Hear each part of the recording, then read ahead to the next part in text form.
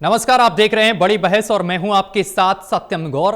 केंद्र सरकार 2029 के लोकसभा चुनाव से पहले महिलाओं के लिए 33% आरक्षण लागू करने की तैयारी में है। इसके लिए संसद के मौजूदा सत्र में 2 बिल लाए जा सकते हैं। इसके जरिए महिला आरक्षण लागू करने की मौजूदा शर्त में बदलाव किया जाएगा। इससे लोकसभा में सदस्यों की संख्या 543 से बढ़कर 816 हो सकती है। इनमें महिला सांसदों के लिए आरक्षित सीटों की संख्या 273 हो जाएगी। हरियाणा में भी लोकसभा सीटें 10 से बढ़कर 15 हो सकती हैं।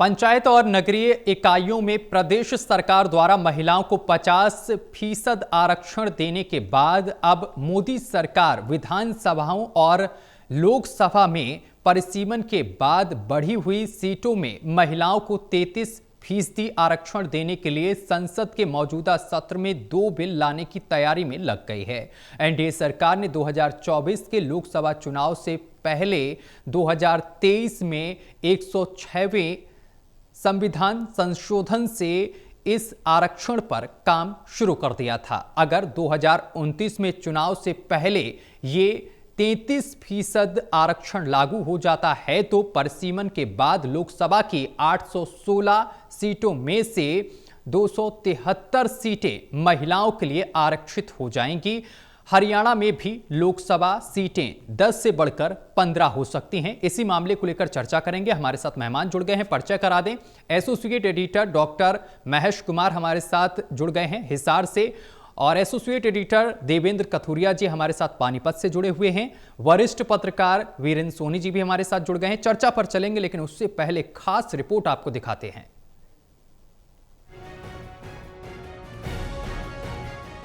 प्रदेश की पंचायतों और नगरीय इकाइयों में महिलाओं के लिए 50% सीटें आरक्षित होने के बाद अब विधानसभा और लोकसभा में मोदी सरकार महिलाओं के 33% आरक्षण के प्रावधान को जमीन पर उतारने की तैयारी में लग गई है। 2023 में महिला आरक्षण के लिए 106वें संविधान संशोधन के रूप में इस प्रस्ताव को सामने लाया गया था। सोमवार को गृह मंत्री अमित शाह ने इस मुद्दे पर एनडीए और गैर कांग्रेस दलों से चर्चा और सहमति बनाने की कोशिश की। यानी मोदी सरकार संसद के मौजूदा सत्र में ही परिसीमन की प्रक्रिया और इसे अंतिम रूप देने से पहले ही 2 बिल लाना चाहती है। मोदी सरकार की इस तेजी का मतलब ये भी है कि 2029 के चुनाव से पहले सरकार इस कानून को कागजों से जमीन पर उतारना चाहती है।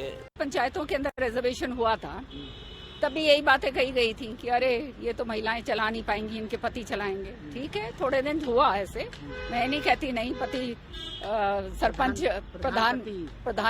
पति सरपंच जो भी कह लो वो वाला, लेकिन आज जो है महिलाएं जो है पूरी सक्षम होकर जो है पूरा काम की हैं।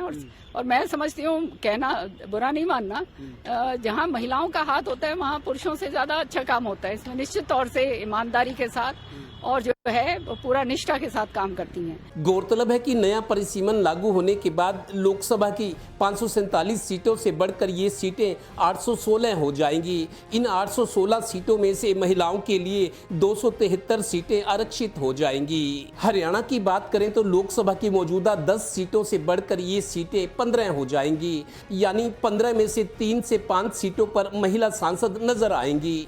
विधानसभा सीटों की बात करें तो परिसीमन के बाद ये संख्या बढ़कर 117 सीटों तक हो जाएगी। मोदी सरकार की इस पहल और कोशिश का हरियाणा में दिल से स्वागत हो रहा है। कॉलेज के एक टीचर, अगर महिलाएं आगे आएंगी तो वह कहीं ना कहीं महिलाओं की दिक्कतों को, महिलाओं को आ रही समस्याओं को और ज़्यादा सुचारू रूप से और ज़्यादा अच्छे ढंग से और ज़्यादा बेहतर ढंग से वो विधानसभा में और देश की बड़ी बड़ी पंचायतों में वो अपने वक्तव्य को रख पाएंगी, अपने बात को कह पाएंगे। और इससे कहीं ना कहीं जो महिला से जुड़े हुए मुद्दे हैं, बहुत ही अहम मुद्दे हैं, जिनको जिनको आम आदमी नहीं समझ सकता। गौरतलब है कि विधानसभा और लोकसभा में 33% महिला आरक्षण का मुद्दा सबसे पहले कांग्रेस और राहुल गांधी ने उठाया था, लेकिन 2024 के लोकसभा चुनाव से पहले मोदी सरकार ने इसे लपक लिया और 2023 में ही 106वां संविधान संशोधन कर इस पर काम शुरू कर दिया था। अगर महिलाओं को विधानसभा और लोकसभा में 33% आरक्षण का लाभ मिलने लगेगा तो नारी शक्ति का सचमुच वंदन होगा और 2029 भी पार। Haryana bureau, total news.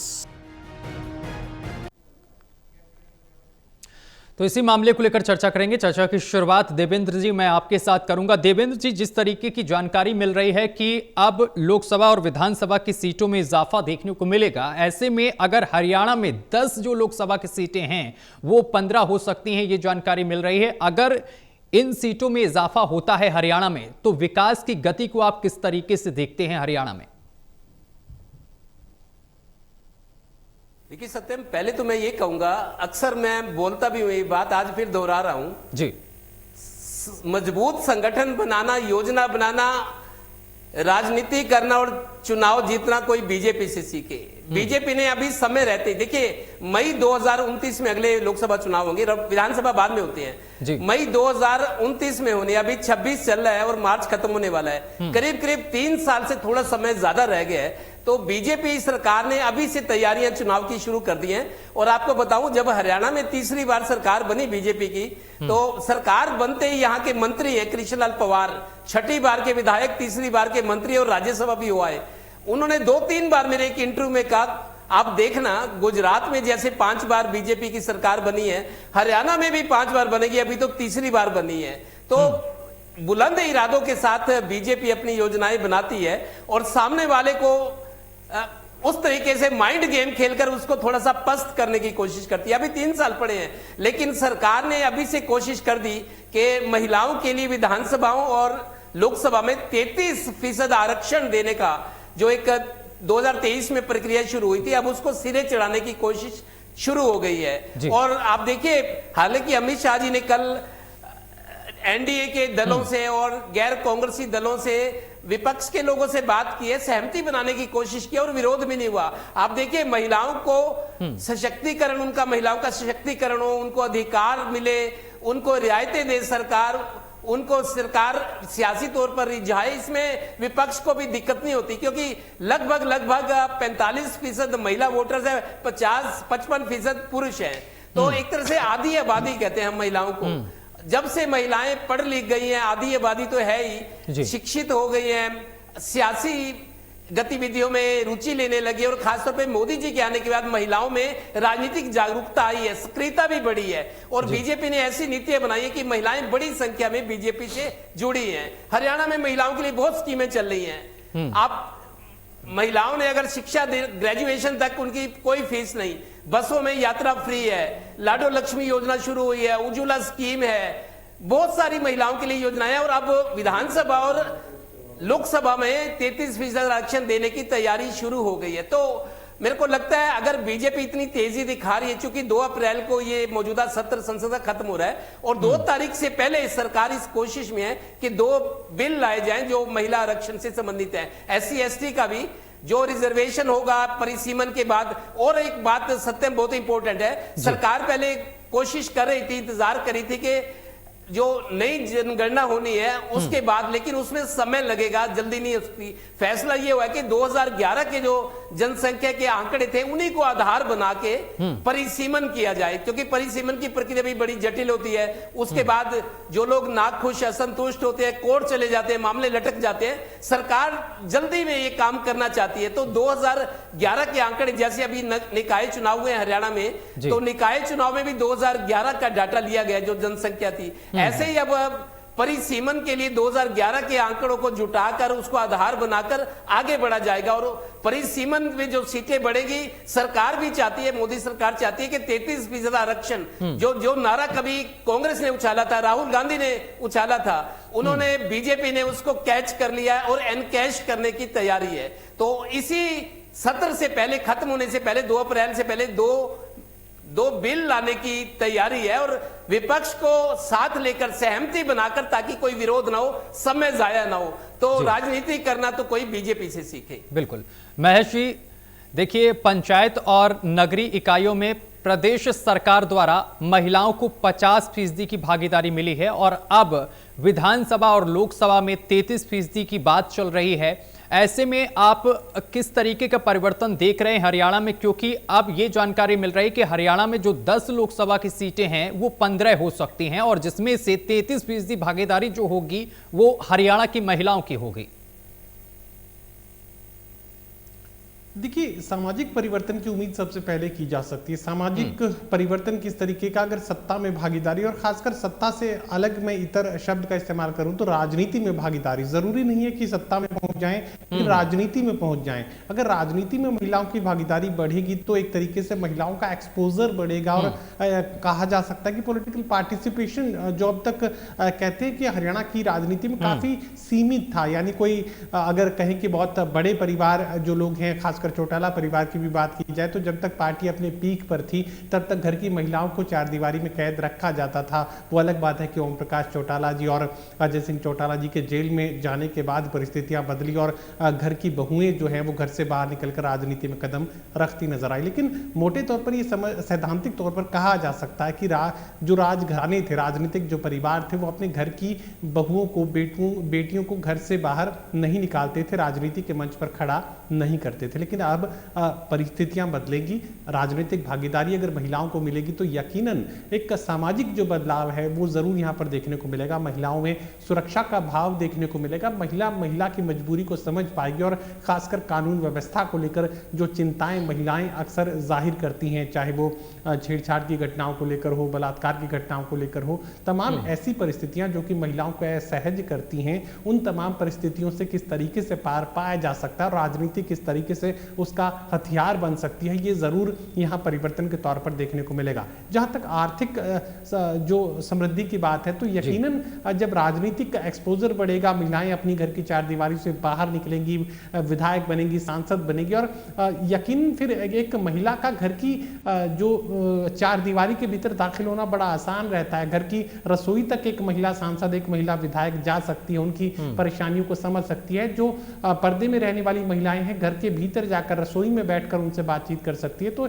एक तरीके से अभी राजनीति में क्या है कि जब राजनीति से जुड़ा कोई भी शख्स अगर घर की बैठक में आता है या घर के, अगर शहरी भाषा में कहूँ तो ड्राइंग रूम में अगर बैठता है तो घर की महिलाएं वहां नहीं पहुंचती हैं। शहरी क्षेत्रों को अगर छोड़ दे तो ग्रामीण क्षेत्र की महिलाएं तो घर के भीतर ही कैद रहती हैं और पुरुष ही बातचीत वहां पर बैठक में या कहें कि ड्राइंग रूम में किया करते हैं। तो अब भागीदारी बढ़ेगी, सामाजिक जो परिवर्तन है वो देखने को मिलेगा, आर्थिक समृद्धि जो है महिलाओं में वो देखने को मिलेगी।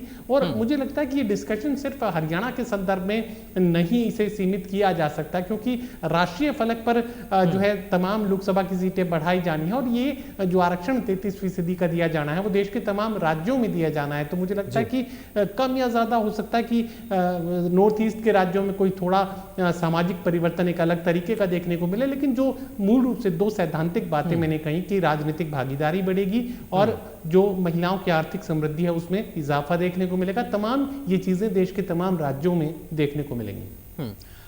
वीरेंद्र जी, मोदी सरकार की तरफ से महिलाओं को 33% आरक्षण देने के लिए संसद के मौजूदा सत्र में 2 बिल लाने की तैयारी की जा रही है।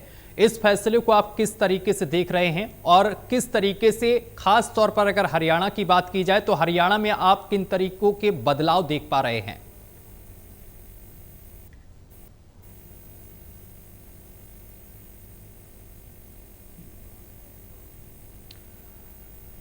वीरेंद्र जी अनम्यूट कर लीजिएगा, आवाज आपकी नहीं पहुंच पा रही हम तक।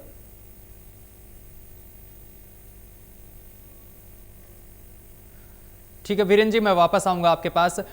देवेंद्र जी, मैं आपके पास आऊंगा। देवेंद्र जी, जिस तरीके से सरकार की तरफ से ये फैसला लिया जा रहा है, अगर विपक्ष को देखा जाए तो विपक्ष इस फैसले को किस तरीके से देख रहा है?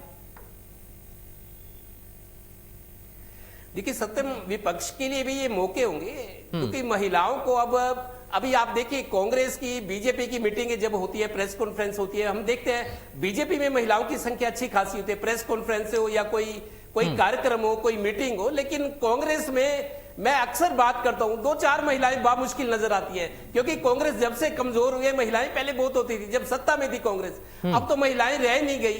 तो उनके पास एक मौका है, महिलाओं के पास, उनको पार्टिसिपेशन का, उनको मौके मिलने का एक मौका, अवसर आ रहा है। और जिस तरीके से कहा जाता है पढ़ी लिखी महिलाएं बहुत है, राजनीति में आना चाहती हैं, लेकिन उनके घर के लोग उनको परमिशन नहीं देते कि नहीं राजनीति नहीं, क्योंकि राजनीति को अच्छी नजर से नहीं देखा जाता महिलाओं के लिए, मैं आपको बता दूं। तो इस वजह से फिर पढ़ी लिखी जो महिलाएं हैं, जो जिसमें कॉन्फिडेंस है, हाँ we can do, I can do, जब इस तरह से महिलाओं की भावना है, उनको मौके मिलेंगे तो कदम बढ़ाएंगे आगे।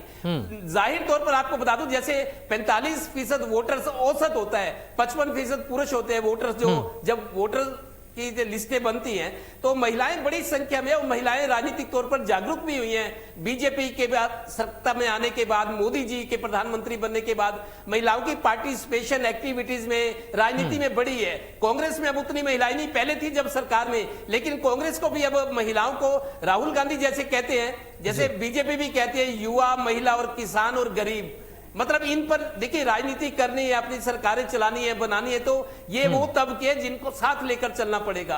तो महिलाओं को मौके मिलेंगे, भले कांग्रेस हो चाहे दूसरी पार्टियां हो या बीजेपी हो, महिलाओं के सामने अवसर होंगे तो वो कदम आगे बढ़ाएंगी, उनको मौके मिलेंगे तो कोशिश करेंगे आगे बढ़ने की, तो उन अवसरों का फायदा भी उठाएंगी। सामाजिक तौर पर देखिए महिलाओं के लिए अभी जैसे छेड़छाड़ की घटनाएं हैं, अब दूसरा महिलाओं क्या घरेलू हिंसा होती है, या और मतलब और तरह की शिकायतें महिलाओं के साथ है, तो महिला अगर होगी, विधायक होगी, सांसद होगी, तो जो महिलाएं एक तो वोट की तरफ, उसको मतलब आप देखिए कोई महिला अगर उम्मीदवार है तो महिलाओं से ज्यादा उम्मीद करेगी कि हाँ हमारी बहन है, हमारी बहन चुनाव लड़ी है, हमारी सुनवाई करेगी। महिलाओं को उम्मीदवार होने का ये फायदा भी मिलेगा कि महिलाओं के ज्यादा वोट उसको मिलेंगे कि हाँ, क्योंकि महिला पर भरोसा करती है। तो ये चेंज भी मेरे को लगता है आएगा। और सामाजिक तौर पर बहुत सारे, बस ये है कि परिवारों को, महिलाओं को घर से निकलने की इजाजत देनी होगी, उन पर भरोसा करना होगा।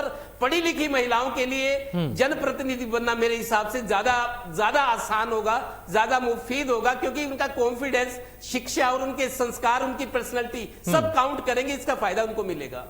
बिल्कुल।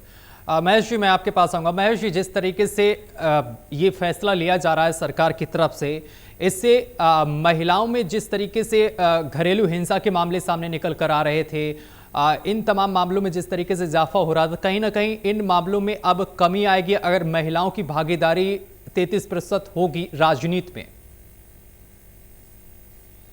देखिए सत्यम, महिलाओं में सुरक्षा का भाव बढ़ेगा, ये जिक्र मैं पहले कर चुका हूँ। आर्थिक समृद्धि महिलाओं की देखने को मिलेगी। वजह क्या है कि अगर कोई विधायक या सांसद सीधे घर की रसोई तक पहुंचकर महिलाओं से बातचीत कर पाएगी तो यकीनन फिर महिलाओं से जुड़े जो मुद्दे हैं उनका जो समाधान है वो ज़्यादा बेहतर हासिल किया जा सकेगा। तो ये यकीनन बात कही जा सकती है। लेकिन जहाँ तक घरेलू हिंसा की बात है, देखिए घरेलू हिंसा का हर एक मामला सच्चा भी नहीं है। बहुत सारे केसेस मैट्रिमोनियल डिस्प्यूट के आजकल सामने आ रहे हैं और बहुत सारी ऐसी घटनाएं सामने आ रही हैं जिसमें ये बाद में इन्वेस्टिगेशन के बाद पाया जाता है कि महिला किसी दूसरे रास्ते पर चलना चाहती थी, लेकिन चूंकि पारिवारिक रिश्ते आड़े आ रहे थे, तो बहुत सारी चीजें ऐसी हैं जो फैब्रिकेटेड केसेस पुलिस तक पहुंचते हैं। लेकिन आपके सवाल का सही जवाब सिर्फ इतना कहा जा सकता है कि महिलाएं पहले से बेहतर स्थिति में खुद को महसूस करेंगी, आर्थिक समृद्धि के तौर पर, राजनीतिक भागीदारी के तौर पर, और उन्हें वो पायदान जब हासिल होगा तो यकीनन फिर कानून बनाने में, कानून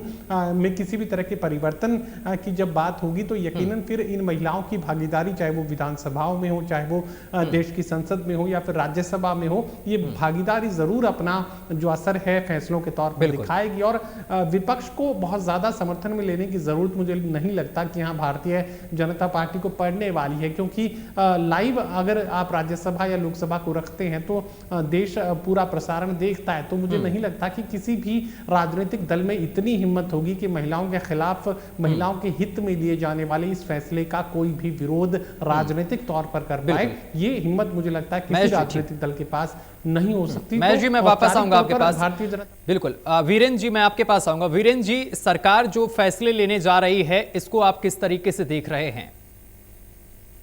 देखिए, ये भारतीय जनता पार्टी का मास्टर स्ट्रोक है। मास्टर स्ट्रोक इसलिए क्योंकि अब राज्यों में विधानसभा चुनाव है जी। तो इन विधानसभा चुनाव में भारतीय जनता पार्टी महिला सशक्तिकरण के मुद्दे को लेकर एक राजनीतिक लाभ लेना चाहती है।